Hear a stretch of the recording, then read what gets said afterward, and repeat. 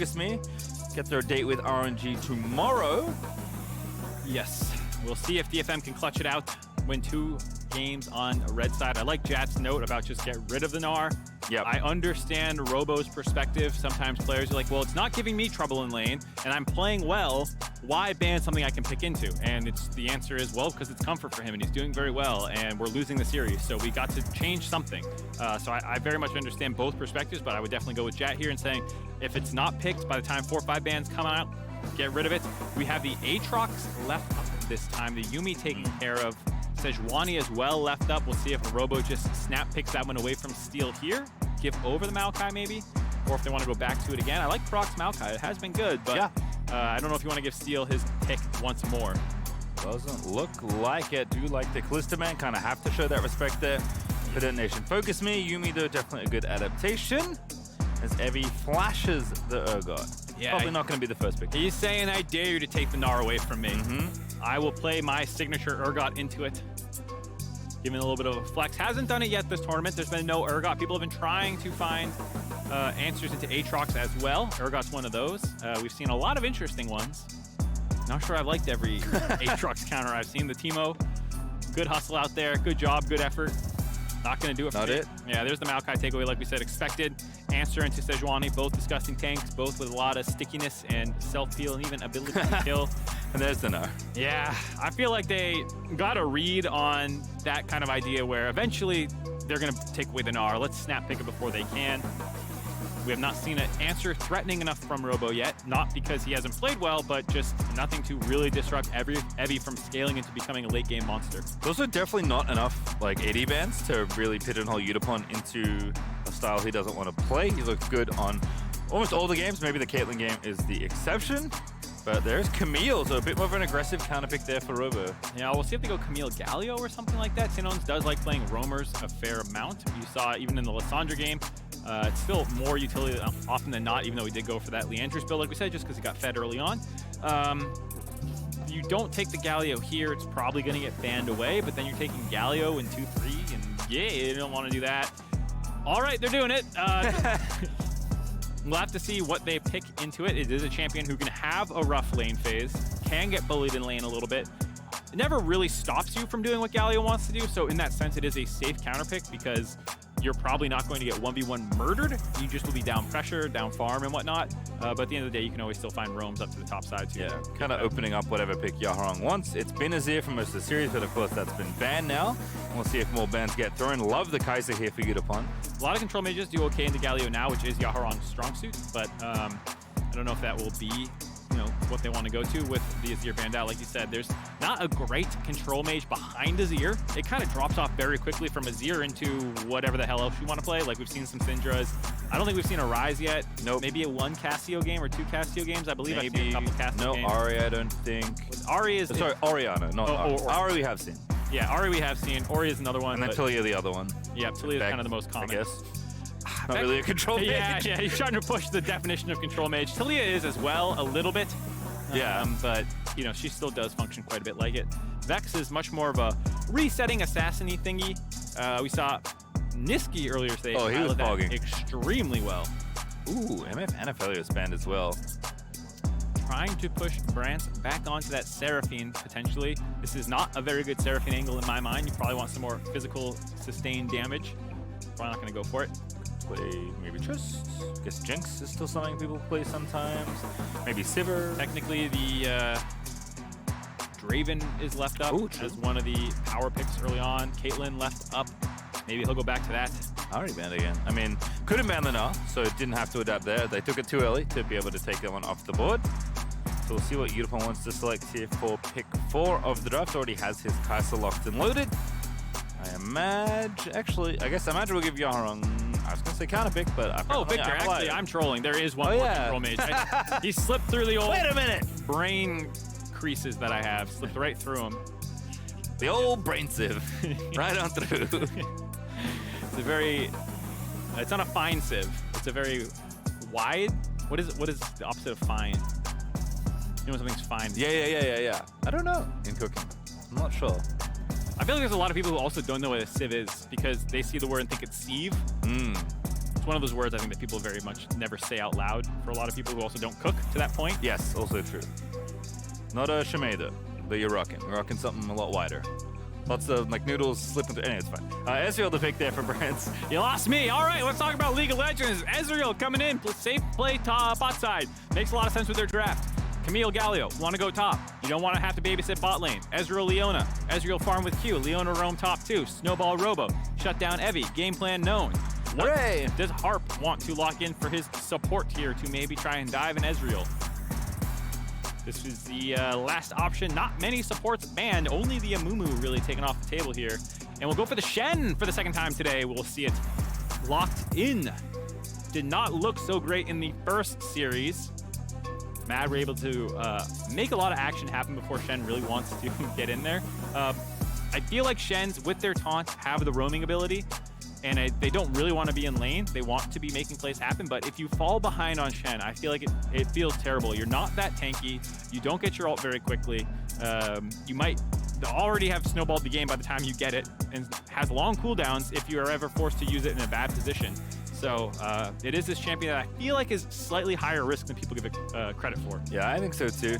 But we'll see how it shakes out there for Harp. I think a really smart Leona pickup actually there for Seos.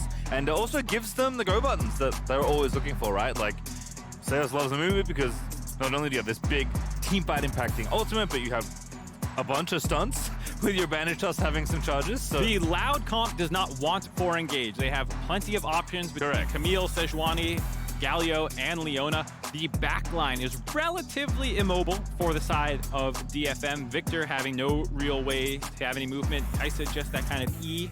Maybe your ult, if you have plasma stacks, you can ult out of something, but that almost always means you're also going in at that point. So we'll have to see what they can do. Loud up against it now. Series points on the line. World's dreams on the line.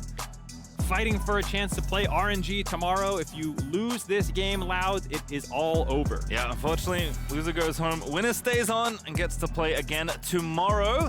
Can't think about that opponent just yet, though. Have to contend with what is in front of you. For now, that is a back and forth affair between these two teams. It has been as close as I suspected it would be. Some very high drama games in a lot of situations. And the trend I'm noticing is, at least in the last 2 games, kind of even. Detonation Focus Me gets ahead, kind of floats this like lead, grows it a little bit, and then question mark. And after that question mark is Loud finding a great team fight angle and breaking the game back open. How it ends, don't ask me. Oh my goodness! He is so aggressive, gonna force the cleanse early on. Brants, do you have Q already? Maybe it doesn't matter. Yeah, I think he does. they saw him take Q. I think he might have shot a Mystic Shot at Utapon. And then they go, okay, he doesn't have E. Does commit the flash just for cleanse, though. Hard to call that worth it. You might be able to find a aggressive gank down to the bot lane early on if Steel wants to go down there. Getting that cleanse out means, hey, at least we can get on top of him. But he can always flash a Maokai W. Even if you go flash Maokai W, it is pretty easy to react to. And if he gets 2 before you get down there, that's quite a far distance. He's going to be pulling the Maokai, so not that much of an advantage, all things considered. Not Hex Flash for Hop either, so it doesn't kind of have that little thing when you want to use your flash early and aggressive. Yeah, no Hex Flash. This is nice that it forced him back to base, though, so they will deny some experience, deny that level 2, have control of the bot lane. Steel is clearing bot to top, so you will not have to really worry about this bot lane for at least the first 3 or 4 levels unless something goes really wrong. Also see Tinon's getting bullied a little bit, but is now finding his way onto the wave. Kind of knows it. He's expecting to get harassed a lot in this lane. Does have his boots already alongside 4 potions. Gonna have to chug him as Yaharong's skill shots and harass comes in. But again, don't expect too much in the mid lane except for Yaharong to farm a lot, which makes sense. He has first strike to really capitalize on that early income. That's what I was about to say. Is this is a very comfortable matchup for Victor. You have plenty of ways to poke him out, get that free damage down, get that gold back. As long as you don't get hit by that Q, you're probably going to have your first strike proc. You can see that little blue orb around him. Anytime that's up, that means you have free gold available to get. This is the game plan for the Galio, though. You don't really want to actually win the lane. You want to go roam around, make plays happen, or have gank set up. And so he's coming from the backside here to combo with Croc. Just getting it done. There's the taunt. Damages through. Croc is here, but the counter gank is in for Steel. That Bramble Smash pushes him into tower range. Gonna have to flash. Nice timing window by Croc there, showing up in the mid lane, but of course Steel is just walking through mid lane on his own clear. It's actually a very easy gank to cover during that window. So flash down for Croc, got bumped back into the turret. It's probably a 2v2 you'd struggle to win anyways unless you're really on top of them and have the angle to chase down, but with the turret backing them up, Yaharong was able to trade back. Feeling pretty good right now for DFM. Yeah. Ending up on Sums in bot lane, ending up on Sums now in the jungle as well. Still gonna go ahead, take this Rift Scuttler as well. Nice and easy there. Even has a ward down to help protect Yaharong a little. Croc gonna go ahead, take the crab on the other side of the Rift. And things are gonna be smooth sailing, which I think if you're Detonation Focus Me, that's absolutely what you want. Just nice, stable lanes. If no kills happen in the first 10 or 15 minutes, you're probably pretty happy with the way games have been going. Yeah, I think that we have seen DFM have the slight advantage in mid to late game team fighting and macro. Not that Loud has been far behind. These games are very much subverting expectations written by Game of Thrones Season 8 writers, just coin flipping what happens to people, trying to deny what you would expect. Soul point, you get the Infernal Soul, you think you're going to win the game? Nope. Turns out you won't. So this game, I would like to see Loud really explode at post 6. That's when the Camille Galio combo turns online. They're also okay if the first 6-7 minutes go killless, but from there, they really want to pick the pace of the game up. Off the target there for Brent. Eats a pretty significant chunk of damage. Zeus is roaming back in. Stun for Ebby. Whoa, solo bolo. Heal up here as well. Robo gets himself out of there, though. No solo bolo. Go back. Don't go back. It's dangerous. Does have Flash W up, but won't get pulled into the turret if he goes for it. So just going to...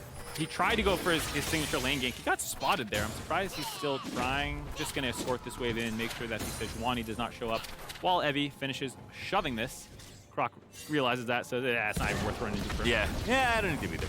He's fine. I'm sure he's going away, and indeed he has.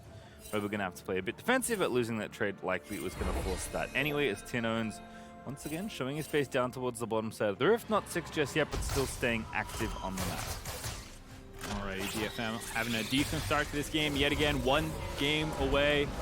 They have slowly and steadily climbed up the ranks of the minor region teams to be one of the most threatening, making Worlds group stage last year by beating C9 in a tiebreaker, forcing C9 to play some bracket stage games, getting first in their group.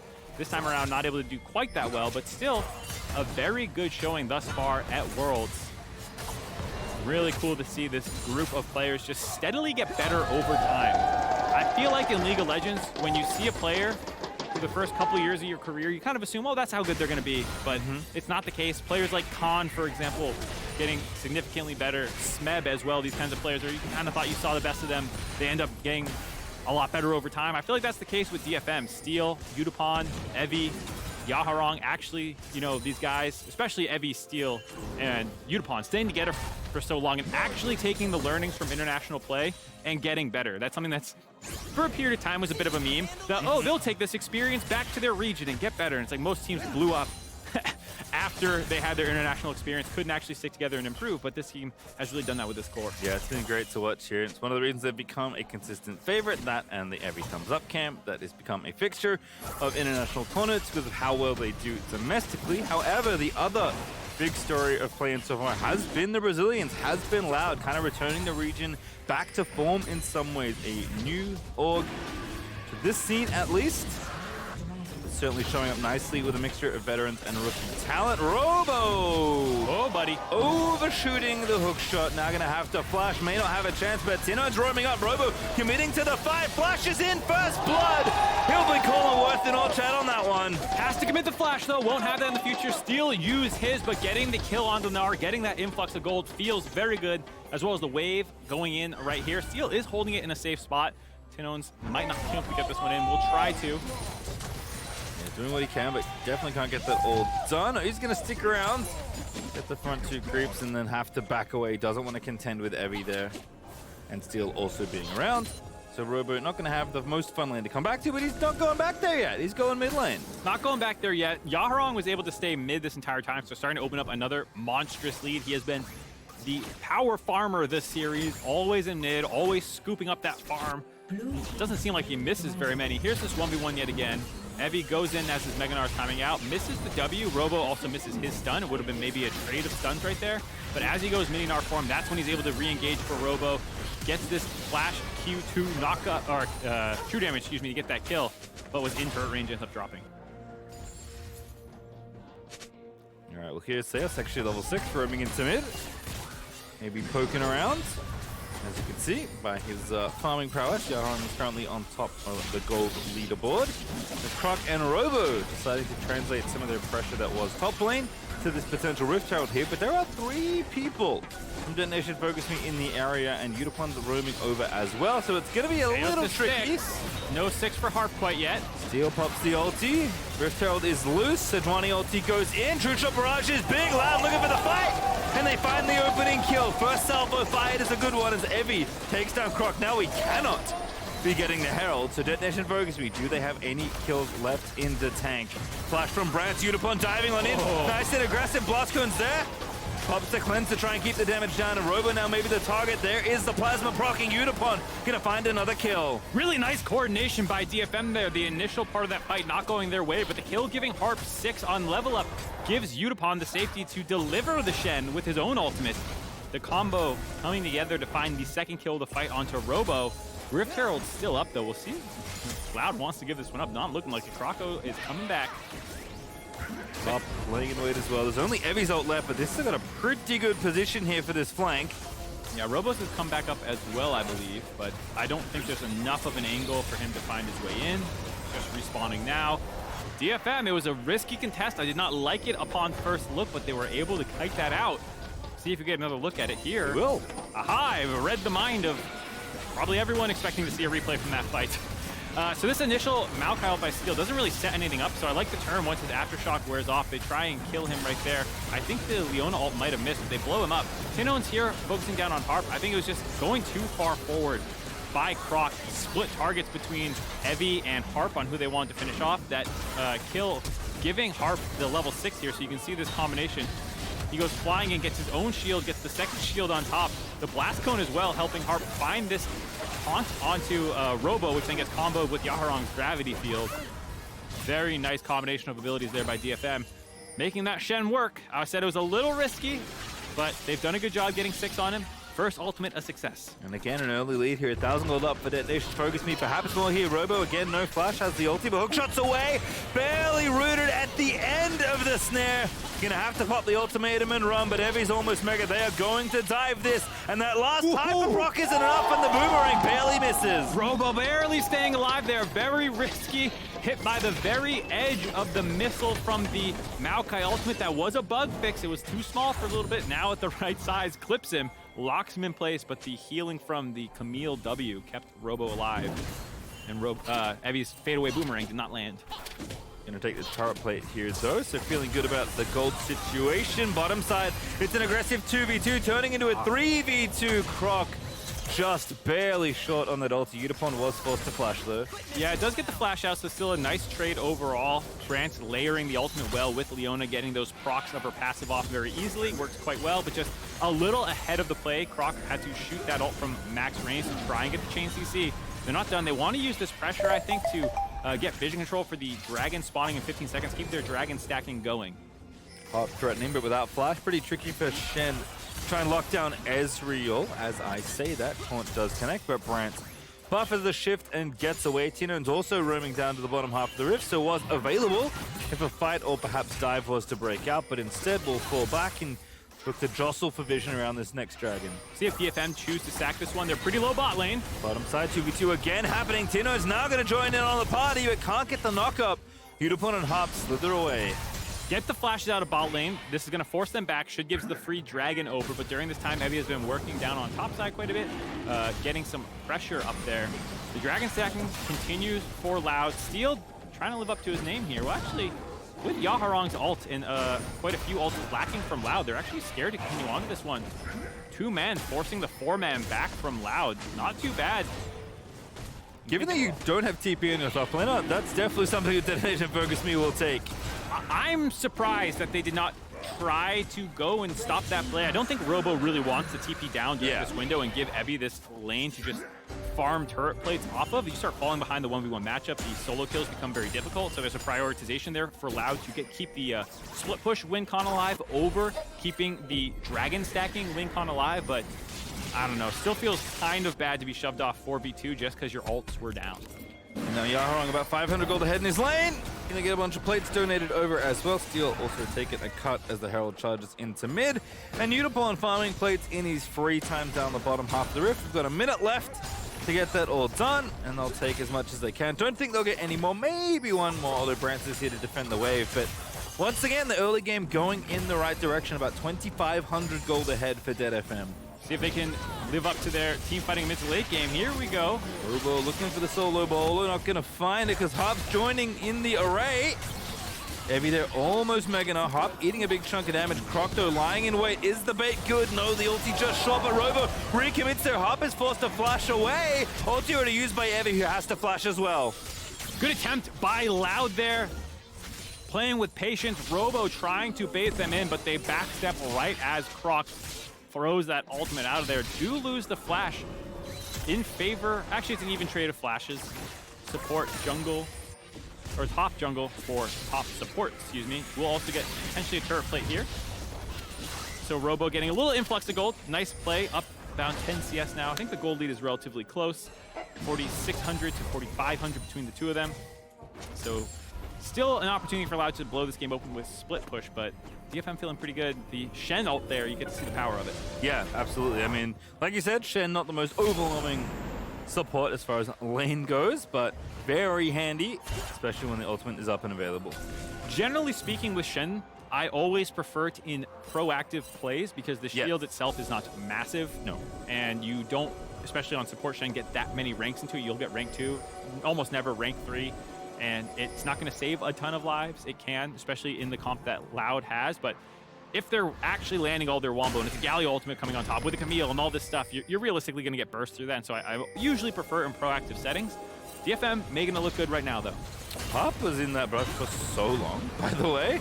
Not sure what he was waiting for. I guess with Udapon pushing, he was covering for someone coming down bottom lane. Exactly. Just sitting in the jungle, giving solo XP to Udapon. Trying to get their Kaisa farmed up. One of the two major carries this series for DFM. Feels like Yaharong and Udapon have traded off in late game team fights. Who is smurfing? That's one. The front line for DFM has been very consistent. Harp has had his moments. Steel, Evie, all of them doing quite well. But it would not be working if the backline carries were not carrying the weight. Correct. And Udapon's Kaisa this tournament has especially been good. In fact, this is the first time he's getting it in the series, if I do remember correctly. Robo getting lined up by Steel and Evie straight into the wall we go. Tinon's trying to save the day, but instead he delivers himself to the rest of the team as Harp is fighting alongside Yaharong, and now Seos is going to make him the target, but Tinon's left of your screen in trouble. Other side here is Udapon joining into the fray, and that is going to eliminate Croc from contention. Seos forced to flash as Brance gets over the wall as well, and Detonation focus me, make it 2. DFM getting the jump on the play as second Rift Herald becomes the focus of both teams, getting a 2v2 in the top side going their way, as well as the little skirmish from the people trying to back that up. Might get them this mid turret, definitely will get them the second Rift Herald spawn, as Steel will take that one down himself. Nicely done by Evie and team. And now this lead is very significant, right? I mean, yeah, the Dragons have been split. That typically means a more protracted game, but gold-wise, there you see the two most important members for DFM heavily farmed up. Here, Robo just kind of face-checking Steel, wants to get over the wall, but his second E part gets interrupted, now having to run away. But Maokai is so disgustingly sticky. Evie also gets the transform, so they're able to blow him up despite Tinones coming in. And then Harp wants to delay the reinforcements from getting to Tinones and changing that 2v1 into a 3v3. It does get him very low and Yaharong, but they've done a good enough job of kiting that one out so they can actually win that 3v3 themselves. Good buffer by Brance, gets himself out from under the incoming taunt, but you can start to see perhaps some of the frustration mounting. Yeah, Croc knowing how the top side was kind of their big win con. They invested a lot of resources into getting Robo ahead. Maybe the best player this series, it felt like, for them, having a number of big plays, but not able to convert on the Camille Galio combination thus far. Yeah, up about 4,500 gold for Detonation Focus Me. Objective bounty is actually on. Ooh. The game has decided that you're in trouble, Loud. I think most of us could feel that, but when you see the objective bounties turn on, that is an indication. Sometimes, I've watched a number of games where, you know, teams are not able to identify. Oh, hold on here. Brance in trouble, Harp biding his time, but really it's just coverage for the tower that they do take. Yeah, I didn't commit the taunt there, just zoning away. Though Loud are going for it. Big dive for Evie again. They might get more if they can get this kill, but Yaharong's here now in a 1v2. Oh my God. Explodes Robo in the Chaos Storm, and he's gonna make it a second as Croc dies as well. Yeah, Yaharong absolutely destroying them there. 2 quick kills for him, able to get so much gold back in his pocket. Evie is very happy to die for that one. And during that time, DFM is also working down the bot side of the map, have the bot wave shoved in, mid wave shoved in, grabbing their second dragon of the game. DFM are quickly running away from this one, asserting their dominance. And they've built up, decent leads like this in the games we've just had. Haven't been that clean throughout their mid games. I will say generally relatively cleanly, but there have been some back and forths. Loud are very good at finding angles in general. That is also true from a deficit. So don't count them out. Loud will not go out without a fight, that's for sure. But this play, what you hear in the top lane, ooh. Timed out right when Croc moved into the river. Thank you, observers. Not knowing this dive was coming, but because they have so much pressure on the rest of the map, it's a pretty easy teleport for Yaharong to make from the bot wave there. This assassination was a pretty massive spike in damage, but you can see Yaharong is bringing his own damage there, able to get that kill there. X-Core very much upgraded already. Oh yeah, with all these kills and assists for him, as well as the insane farm that we have just come to expect from Yaharong. 210 CS pre-20 minutes. Yeah, he's zooming. Robo, again, trying to find some objective bounty gold, but perhaps he'll be punished for his hubris. The gold is there. He can see it. He claims the bounty, but the cost is his life. Unipod low. Hextech ultimatum is actually dodged, but Shen ulti comes in clutch. Oh my God, yeah. Oh, Unipod. Good dodge. Able to dodge that one out. The play is just not working for Loud. The game is slipping away from them. You can feel them trying anything they can to get it back in their favor, but too many good reactive plays by DFM. The teleports to cover, the Shen ult. There's just no way for them to get this angle. Hop is dipping around once again, looking to see if he can't threaten Udapon. Also going to return back to the field of play. Doesn't have ulti up and available, but does have 2 items now done, as Yaharong's going to go ahead and take the money away from this turret. Plus 300 gold lead. 6,000 now for Detonation Focus Me, as that Herald also going to get plucked in tops. Croc forced to flash away, caught in his own jungle. So much control for Loud, or for DFM, excuse me, in Loud side of the map, forcing Croc out. Baron just spawns. They drop Shelly right as it times out. Might be able to deny this one. She got distracted by the minions. Always in the way. Instead, they actually pull for the engage steal. That's enough damage. The Maokai's out. Yaharong really doing the work, but the CC is good. Unipon here, thank goodness he doesn't have ulti, because he would have flown right in there onto Seos. Still might have been a good play if he had it. The bait by Shelly, looking like she's in an awkward position, gets Croc to go in. And now with the enemy jungler dead and chunking out the entire rest of Loud, it's very easy for DFM to just go onto this Baron. I don't even know if they're going to try and contest it. Tidon's just making his way in.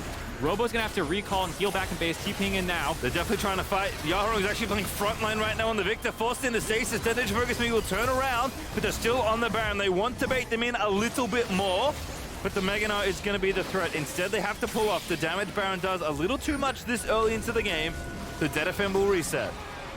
Loud stay alive at Worlds. If that went over, it might have been the end of the game, but too many members got low. They still got a number of resources out for DFM. You feel good about getting the TP out of Robo.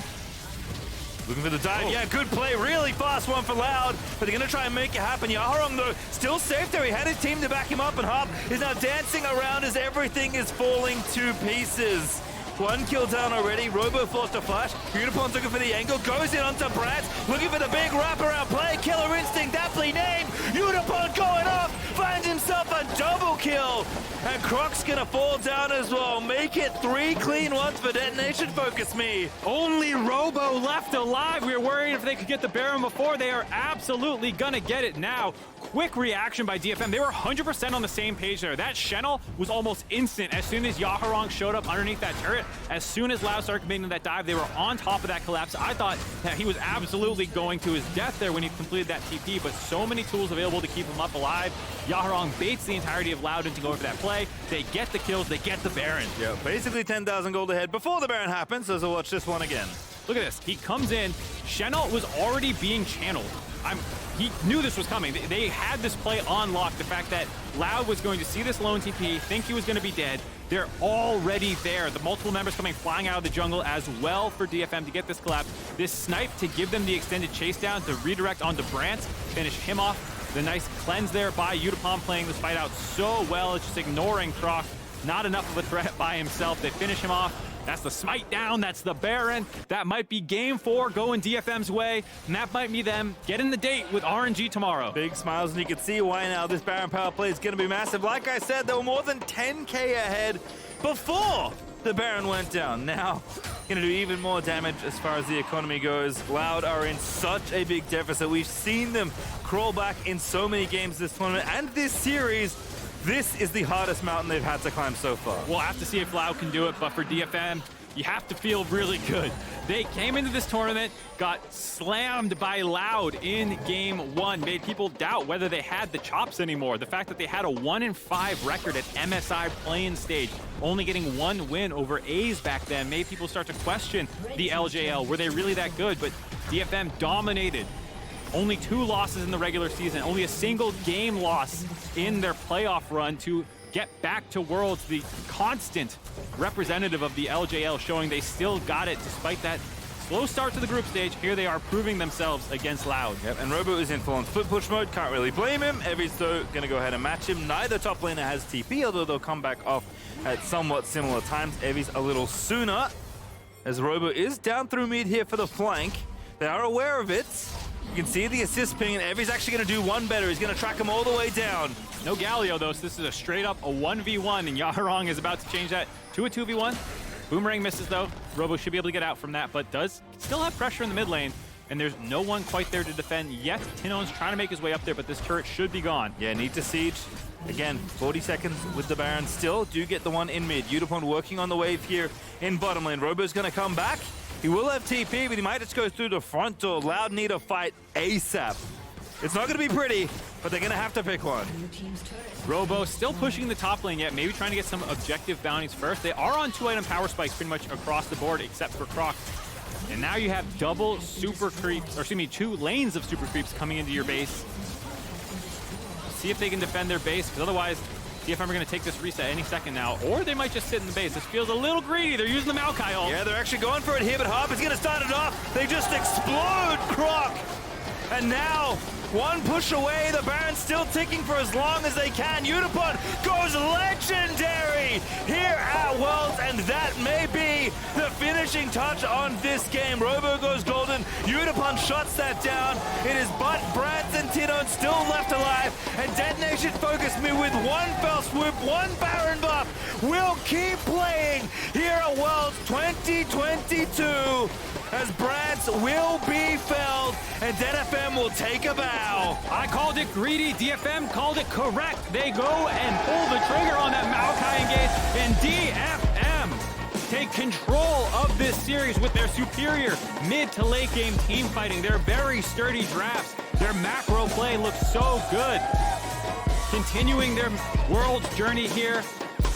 Don't have long to feel good about it, though. Prep starts immediately after you finish shaking their hands and get off stage, because you have RNG, the MSI champions, waiting for you to play for your spot in the group stage. Like you said, it may be seemed a little shaky at the start of things, but don't call them back because they never left, Mark. Still looking good here from the LJL. The core of this team and the newer faces all coming together when it matters here in the BO5. You can see the look on Loud's face, disappointment. They had such a good group stage. Both these teams were able to take down representatives from NA and EU. You had CB LOL beating Fnatic. You had DFM beating EG. These teams are obviously very talented. I think they believed that both of them were going to take the win today, which is why it was so devastating for Loud. But they should hang their heads high. Absolutely. Keep them up. You had a really good showing. I was very impressed by them. It's still a young org as well. I'm excited to see what they can do in the future. Oh yeah, it feels like the CBL's back, which feels so good for League of Legends at International. Loud will at least walk away with a bevy of new fans after this. I'm one of them. Bot Gap, the Flexin. Oh, that's true. Fun, the Trash Talk. They were one of the most fun teams to cover here. It's always hard when your year ends, but they created a lot of new fans, had a very good showing on the world stage. Good to hear the crowd giving it up for them. It can be hard to get up after that, but very nice support to see. Think about as well. A well-earned one there for Loud. Winning many hearts here at Worlds. Unfortunately, their journey ends here. Always sucks that someone's got to go home, but that's sports. That's sports. That's why you love to see the games go out, the human element to it, pain of defeat, sweetness of victory, and all that. For DFM, Yutapon 10-0-1 in the final game. Felt like he was scaling over the course of the series. Goodness. He was an absolute monster in team fights. Yaharon